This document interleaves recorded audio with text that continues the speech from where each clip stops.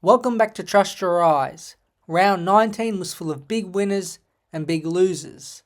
There are still only a couple games between the top 4 and 11th, but with 5 games left, the home and away season is coming to its conclusion. But we start with what was the marquee game of the weekend. Hawthorn ended up dominating Collingwood, winning by 66 points at the MCG. Jack Ginnivan had a career afternoon, gathering 31 disposals and kicking 2 goals, and was just one of many from the Hawks who starred on the day. What is the biggest storyline from the matchup? There's a lot of avenues to go here, obviously kind of the fall of Collingwood this year, the rise of Hawthorn, but I'm going to kind of go in between. The biggest storyline, the most impactful thing from this game was Jack Ginnivan. It just had to be. 31 disposals and 2 goals from a high half forward is just ridiculous. Was watching him pretty closely. He was just roaming up the ground pretty much by himself. Collingwood showed him no respect and he punished them. And the trade, him going to Hawthorn for pretty much nothing, and then Collingwood trading their first round pick this year, which is currently I believe pick 7, for Lachie Schultz.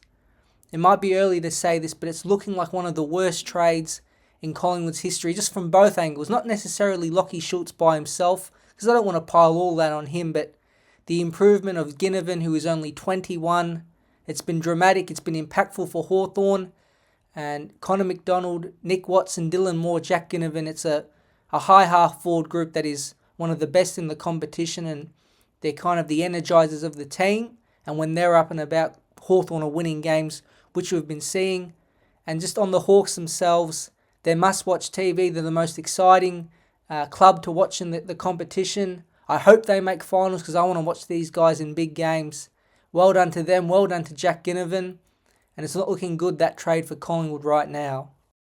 Perhaps the game of the round was played at the Gabba on Sunday. A wounded Sydney side fought hard, but Callum Archie's late goal proved to be the difference. The Lions have won 7 in a row and sit third on the ladder. How have the Lions got back on track so quickly? Well, it's a multi-facet question, but I think the answers are actually pretty simple. First of all, the competition's been so close that because there hasn't been a defined top 4 besides Sydney, felt like it was coming that Brisbane would get on a run and still manage to get at least a home final, but now they look like they're definitely going to get top 4 at the worst, if not top 2.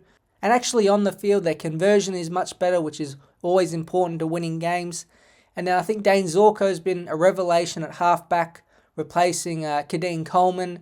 And then Kai Lohman, the small forward high jumper, has replaced Link McCarthy. Both like for likes, but really important pieces. And now Ashcroft's back and he's starting to get into some rhythm. So that's been important. And it's taken kind of this long 7-game win streak to get people talking, but I think people have them right in the conversation as premiership favourites. And I think for me they might be at this stage, especially if they get top 2. Again, besides Sydney, the rest of the competition's pretty even. And I think Brisbane's a bit better than most other sides. And with a home final, they can take full advantage of that. I don't actually think they're as good as last year's version of themselves, but that doesn't really matter because you just have to beat the opponents around you in 2024, which I think they can. It's been a great turnaround. Everyone's improved 10 to 20% from the first 2 months of the year, and they're right back on track as premiership favourites. The Western Bulldogs were the other big winners of the round. Down the highway to Geelong, they beat the Cats by 47 points and inflicted Chris Scott's worst loss at GMHBA Stadium. Do you believe the Bulldogs have found their rhythm and form in the past 2 weeks?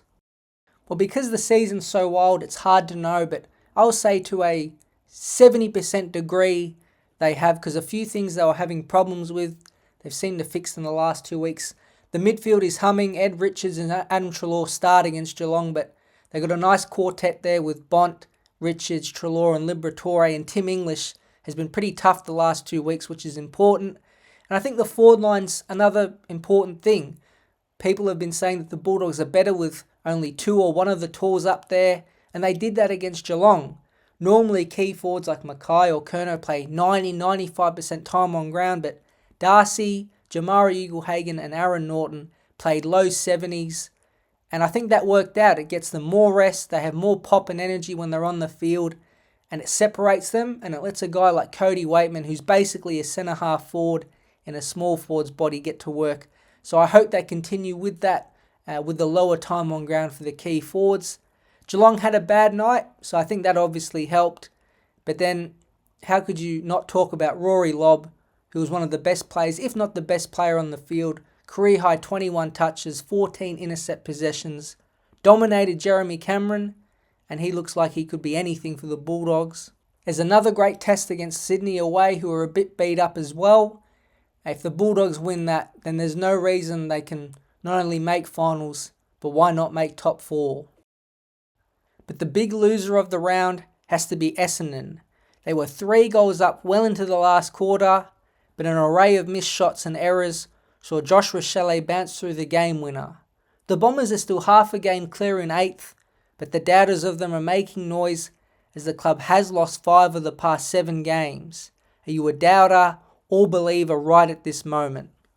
It's kind of a two-part. I think in the big picture, I'm a big believer, mainly because of Brad Scott and the program that he's running. I think he's a demanding coach. I think the players really respect him, and we've seen that over their development in the past 2 years. I just think he's a great coach. Overall, I think the foundation of their game is solid. They're a high inside 50 team. They can control games in patches, and the midfield has been pretty good. And I think there's too many positives to say this season's been a waste or a failure if they miss finals. I just think that's wrong. We've seen Sam Durham, Jai Caldwell improve a lot. Nate Caddy's been a shining light. And then the wings in Dersma, Nick Cox and Harrison Jones have really given them a unique point with those tall players. But clearly the big weak point for Essendon, and it's been like this before Brad Scott there, is defensively. They did okay earlier in the year, but I think Ben Mackay's dropped off. They just can't quite get the chemistry right. We saw Heppel was out of there as well. And I think it's a whole team thing. I think their transition defense is one of the worst in the competition. So it's probably the big point they need to improve in this season and in the future. Now for 2024, I'm in the middle of being a believer or doubter. But the next 3 are basically going to decide if they make finals or not. St Kilda, and then Fremantle at Marvel and Gold Coast at Marvel. You got to win, I reckon, all 3 of them because of their percentage is bad. And it starts with the Saints this week. Basically, the biggest must-win game of the round, and all eyes will be on Essendon in that game. Fremantle and the Giants are in great form. The Dockers have won 4 of their last 5, while the Giants have won 3 on the bounce. Which side would you rather be after round 19? Well, it's going to be the reverse of what I thought would happen at the start of this year.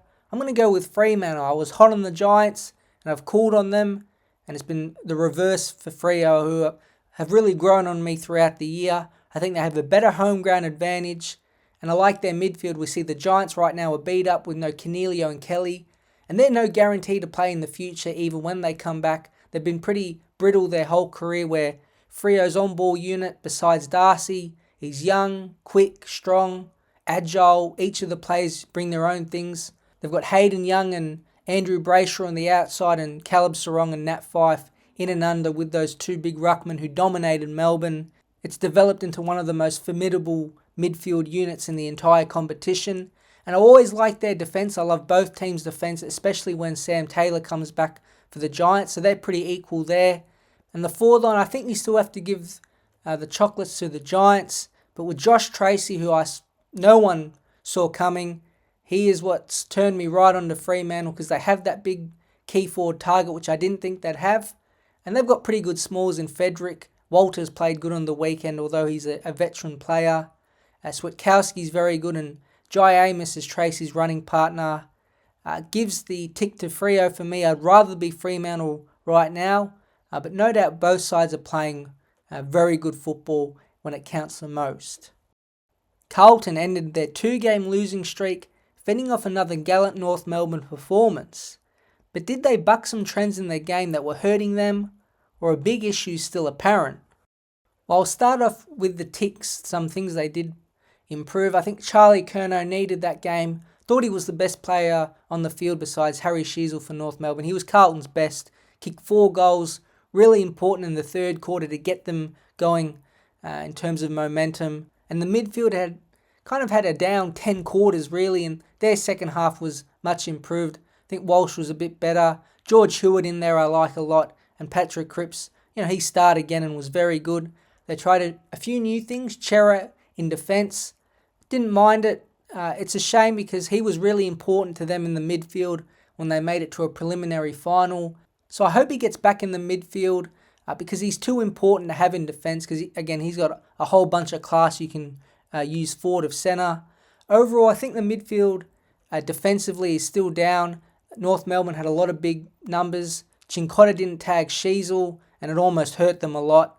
And they're just leaking scores out of defence. I think Wiedering's definitely sore with that big strapped up quad, and they're missing Mitch McGovern, who they need back soon, both as an interceptor and another rebounder who can give them drive at the back half. So they're a little bit sore, a little bit patchy in form, but it was an important win, and they needed to get Curnow back in goal-kicking form, and he was. So they fixed a few things, but there's still a few tweaks I think Carlton need to make.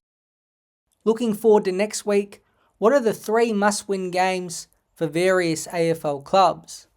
Well, I previewed this question in the earlier Essendon segment, but they're number 1. Essendon must beat St Kilda. Pretty obvious to keep their top 8, to stay in the top 8 and keep their top 8, top 4 hopes alive. The next up, Fremantle must beat West Coast. I think a lot of people would be tipping them automatically, but they did lose to them earlier in the year when Harley Reid and Elliot Yeo and a few others put on a show, but I don't think that will happen this time. And they just need to win to keep their top 4 and top 2 aspirations intact. And the last game for me is Port Adelaide must beat Carlton if they're a genuine threat. It feels like that Port are still going to make finals even if they lose the game. But are they a contender? That's what Port fans want. Port fans are sick of finishing 5th or 6th and winning a final and then losing in a semi or prelim. But if they can knock off Carlton on Friday night away from home, then they might be able to prove to themselves and their supporters that they are the real deal in 2024. Thanks for listening to Trust Your Eyes for round 19. Good luck to all your teams, and I'll be back soon.